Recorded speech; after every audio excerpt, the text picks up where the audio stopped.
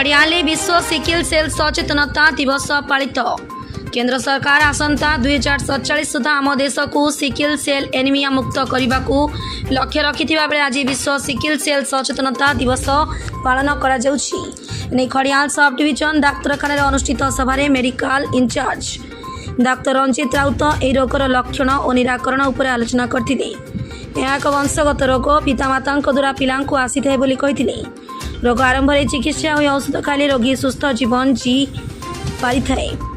रोगी पंजीकृत हेले मागणार औषध मासिक 500 टंका सहयोग राशि सह 50% दिव्यांग प्रमाणपत्र पाई थाए।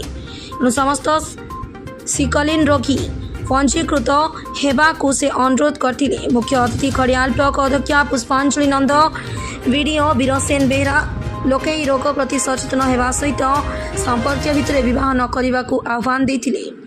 कार्यक्रम में स्वास्थ्य कर्मी माने अंश ग्रहण करथिले।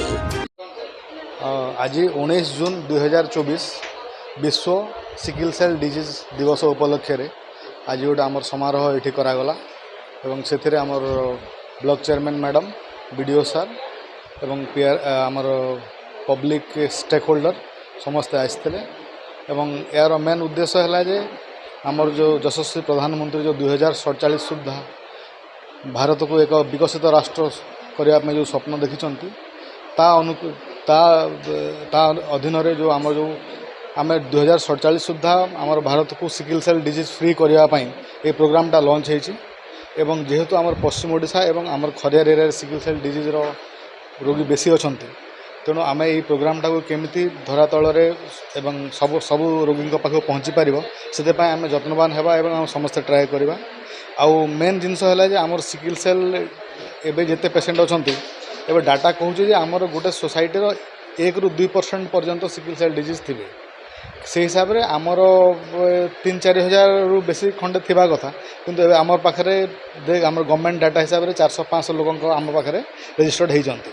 तेणु यही प्रोग्राम माध्यम आम समस्त को सबू पेसेंट को 100% रजिस्ट्रेशन करूँ। जदि सिकिल सेल डिजीज रजिस्ट्रेशन है तापर जाकर से गवर्नमेंट सब फैसिलिटी पाई पार। फैसिलिटी गुड़िक है प्रथम है 50% दिव्यांग सर्टिफिकेट सबू सिकिल सेल रोगी पाइबे। द्वितीय है जीवन सारा आजीवन से माने सबू औषध मागणार पाइबे। और तृतीय है जे 500 टंका प्रतिमास सहायता राशि पाइबे। किंतु यही गुड़ाक पाइबा यही सुविधा पाइबा प्रथमे रोगी को आम रजिस्ट्रेशन करवा दरकार एवं आम पाखे से पोर्टाल रजिस्टर्ड हवा दरकार। तारि पई मोर समस्त जनसाधारण को रिक्वेस्ट रहिबो से माने सबू रोगी मान को आम पाखक आणंतु और आम हॉस्पिटल को आणंतु। आम टेस्ट करिकी तांकर सर्टिफिकेट सर्टिफाए करूँ, पोर्टाल रजिस्टर्ड करूँ।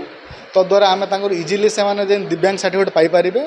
प्लस तापर वन से माने आम पोर्टाल रजिस्टर्ड हेले लाइफ लॉन्ग मेडिसिन फ्री रे पाइबे, तांकर कार्ड हम प्लस तांकर से 500 रुपीज पर मंथ सहायता राशि पाई पारिबे। एटा होची रोगी मानकर पई गवर्नमेंट रो प्रोग्राम। किंतु आउ गोटे मुख्य उद्देश्य है आम सोसाइटी केमती सबुदिन रोगटा को पूरा निपात करवा। तो से हूँ मेन हूँ आमर सोसाइटी मेन हूँ कनसांगुइनस मैरेज। कनसांगुइनस मैरेज है आम रिलेशनशिप भितर बाहागर हवाटा तो द्वारा आमर सिकिल सेल डिजीजटा बेसी व्यापुची एवं बेसी ट्रेड थिले सेटा डिजीज रे कन्वर्ट होची। तेणु मोर जनसाधारण को रिक्वेस्ट रहिबो जे आमर रिलेशनशिप रे बाहागरटा को पूरा अवॉइड करंतु। सेटा हूँ मुख्य उद्देश्य।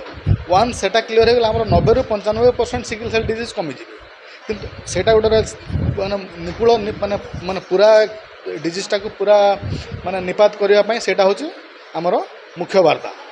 आउ द्वितीय जिनस है मुझे जोटा एबे कहली जे आम सबू पेसेंट को आम पाखे रजिस्टर्ड करवा।